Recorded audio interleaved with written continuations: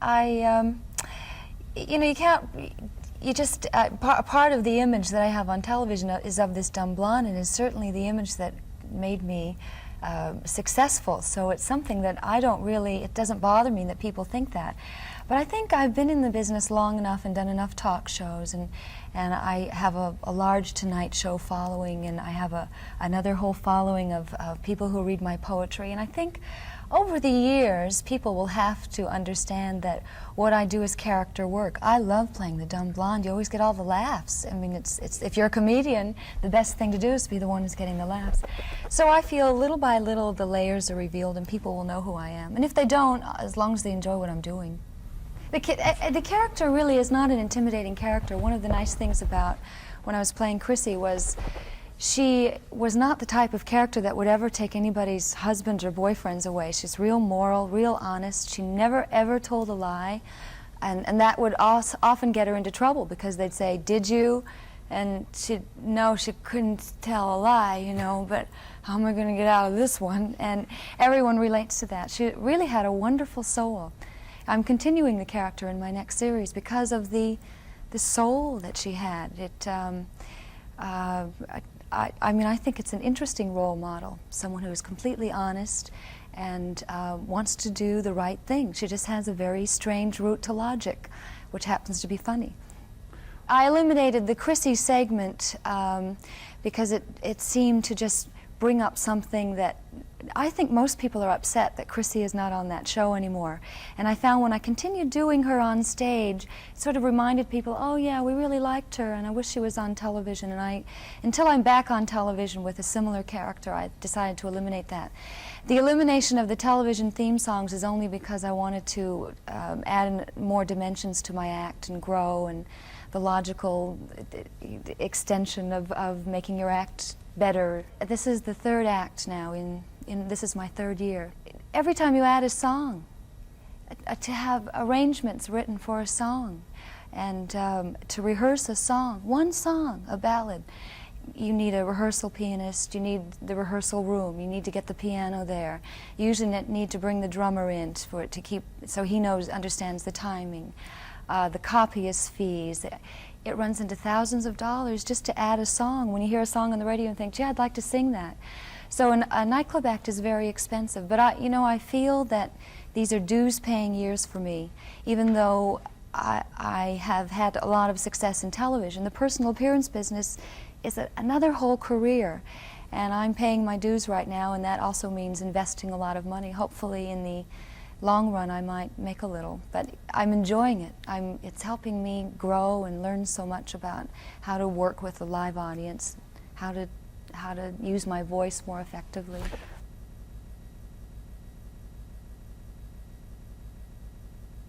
Well, I am broadening the base on the level of going out and doing nightclubs. I mean, that's automatically people are starting to think of me in a different genre because, oh, she's on television, also she's on stage, and on stage she's nothing like she is on television. On talk shows I'm nothing like I am on a sitcom. But I looked around at successful women in television, and the real successful ones are Lucille Ball, Mary Tyler Moore, Carol Burnett, let's say those three. The one thing they gave us all the years that they were on television was consistency. No matter what the show was, when Mary Tyler Moore did a situation comedy, you knew who Mary Tyler Moore was going to be. And I feel that I really established a rapport with the television, maybe the sitcom audience, whoever the people are who watch sitcoms, that I think that they accepted me that way. And if I came back this year as a brain surgeon, well, what's she trying to do? Because I think they really like that. I plan to broaden my horizons in film. I am doing a film this year called The Puppet Waltz, which is very dramatic, and I play definitely a woman in that character. I think people will accept me in a film as a dramatic actress, but I think on television they really expect to get a little bit of the wackiness and the kookiness, and I really want to give them what they want because that's the only way you can stay on the air right now. I continue the character, I do a similar character to what I did on Three's Company, except her name now is Susie Mahoney, which happens to be my real name. And I now have a little son. In fact, you might have seen him. He's the little boy in the French's Mustard commercial. And he's 5 years old. He can't even read yet. So when we're, giving him the script, he has to memorize the whole thing because he can't read. And I have this son. I work as a secretary. But what I really want to do is get into show business. And in my office, where I'm a secretary, I have a girlfriend. And she's always covering up for me because I'm always sneaking out from the boss, going to try out for this part that I just heard, where you dress up as a muffin or something like that every week. It gives me the opportunity to be the kind of mother that I've always thought would be really nice on television, the kind of mother I feel I am to my son, a very, I kiss this little child a lot, and I hug him and I squeeze him, and he's so little that he's not self-conscious about it. He'll allow me to pick him up. He ad-libbed in the middle of the scene on one show we were doing. And I picked him up. I said, "Okay, now I hugged him. I said, "Okay, now you have a good day at school." And he said, "I love you, Mommy." That was an ad-lib, because he gets in it and believes that I'm his real mother for that moment. These days, if you ask any kid in grammar school, it's the statistics are over 50% of the class are from broken homes. The series is loosely based on my own life. It's my name. I was an 18-year-old mother with a small son. I was raising him alone. I know a lot about it. So for me, it was a real logical kind of series to do because I understand what being the single parent is. It's rough, especially if you have big dreams and suddenly your whole life revolves around the essentials of food, shelter, and clothing because you have this little person who looks up at you and says, "Do for me," Finding the best writers is hard. You don't do a television show because you hope it won't be a good show. When you sit down at the networks and you start plotting out what you want your television series to be, everybody sitting there is trying to do the best show they possibly can. It's so simple. You really have to just believe in yourself. When I finally got Three's Company, it had been after 10 years of literally tap dancing for every single person in Hollywood. And when I finally got the chance, I just said to myself, I want to go as far as I can go with this. And that is, my goals are real high. And maybe that's good, maybe it's bad, I don't know. But all I know is when I get to here, I want to be to here. When I get to here, I want to be to there. It's that very human, insatiable thing. So for me on Three's Company, it was time to move on, time to have more of the half hours so I could do what I do. I haven't had it's all over. I've had a lot of fear about the series. Will they like it? Will they not like it? I really believe I belong on television. I think for some reason it works for me in a comedy sort of. The only time it's not wonderful, because what they're really saying is, I like you, I enjoy your work, or I admire. I mean, it's a real compliment when they ask for your autograph. The only time it's hard is if you're in the middle of your, bouillabaisse and you got a mouthful and what? And I've had a lot of cold soup over the last 7 years. I recall when my son was little, what it was like dating, because we literally grew up together, and as far as he knew, he was the only man in my life, and when these other men had come over, he would size them up and check them out and make it a little difficult for the guy, and it was always, I was trying to keep everybody comfortable all the time, so that will come into the series. I think the main reason they tune in is if they like the character. I always feel that they accept the character as a character, but they know who the person is who's playing the character. And the one thing I've always felt is there's just no way that I could alienate women by the character I play, because they have, if they know anything about my history, I am a self-made woman. I raised my child, I took the responsibility, I pursued my craft in very adverse conditions. I've been broke, I've been evicted, my lights have been turned off, my telephone's been turned off many times, all in the struggle to get to where I wanted to go. So if ever I got any criticism, I think I would have to say, if you had been evicted, if you had your lights turned off, if you didn't know how you're going to just make ends meet, and somebody offered you a part on television where I think, you know, the money is very good, to play a monkey. I think as it goes on, responsibility can come into it, but in the beginning it's really survival. There's no way I could have turned down Three's Company.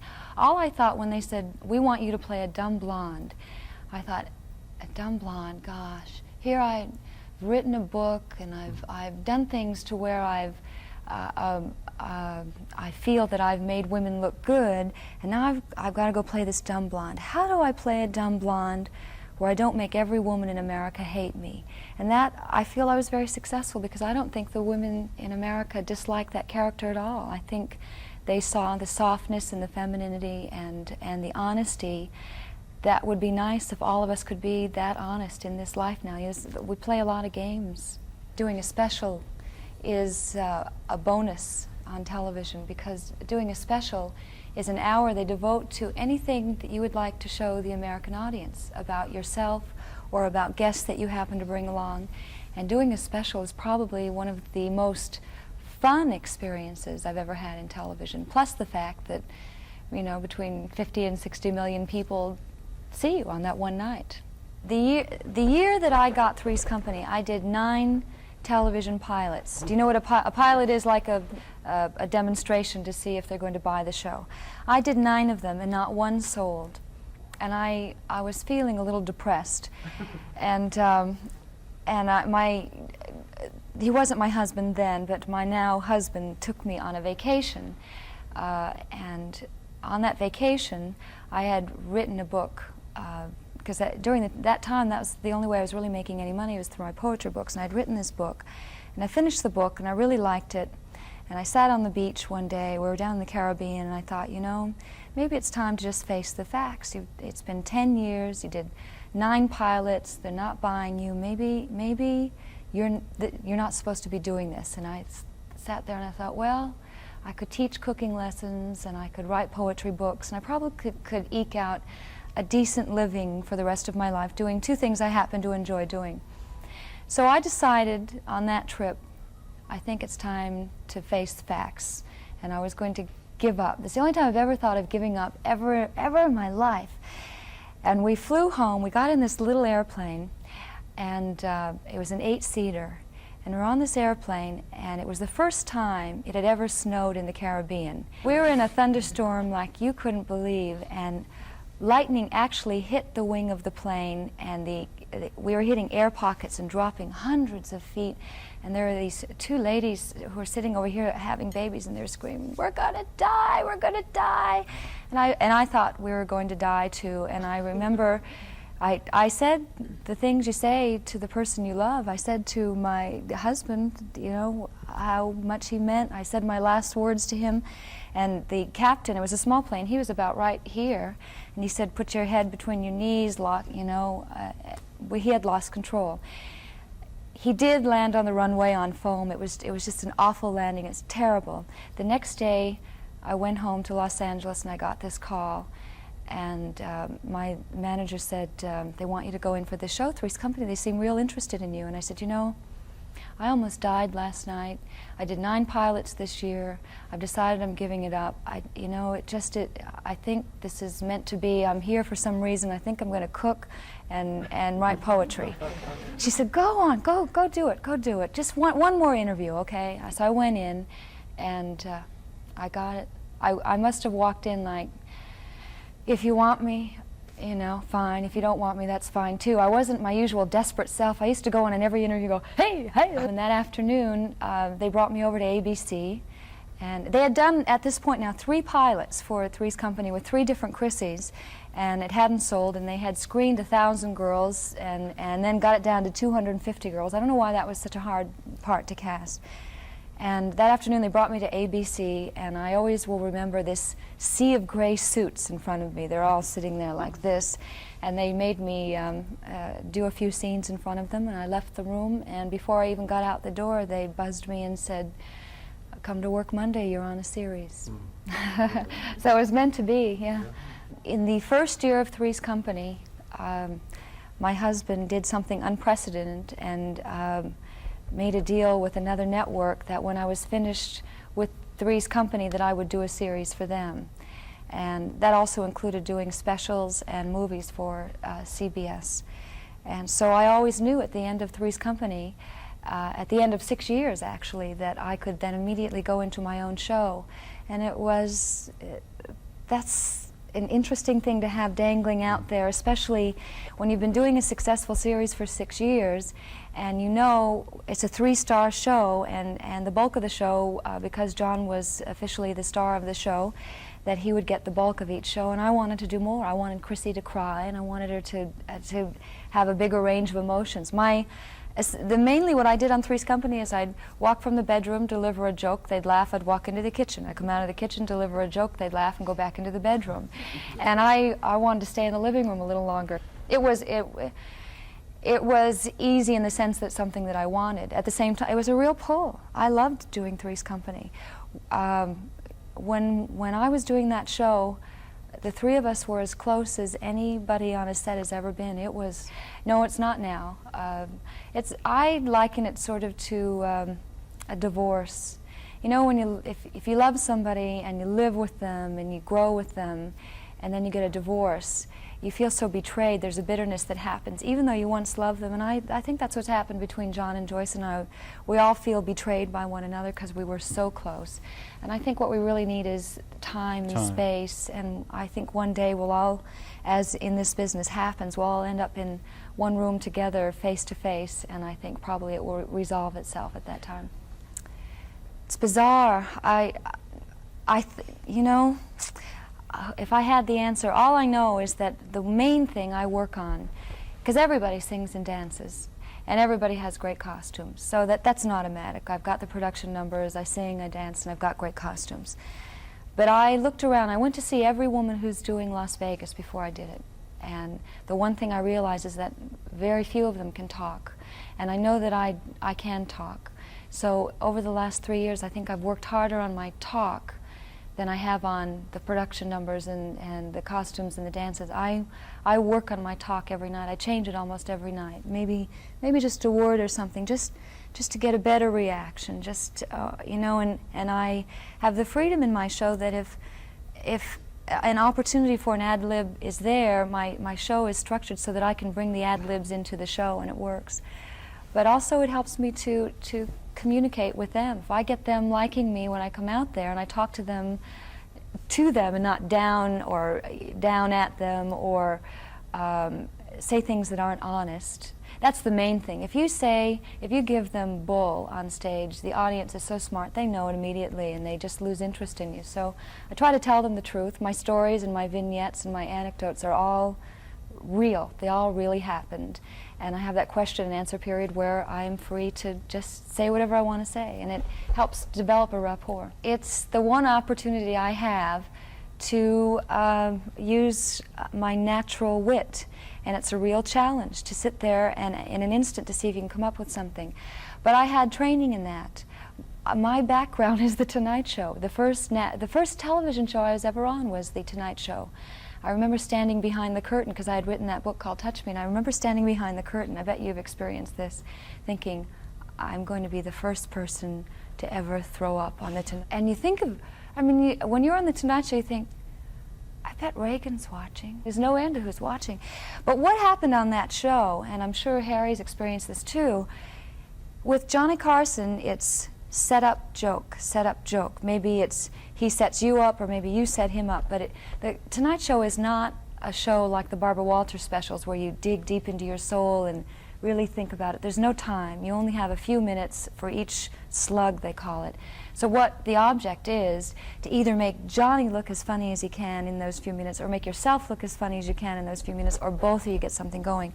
So after, I stopped counting after the 40th time I was on that show, but doing it that many times, I really learned that rhythm of ask a question, think a funny answer, you know, think a funny answer, ask a funny question. It's really a two-person business.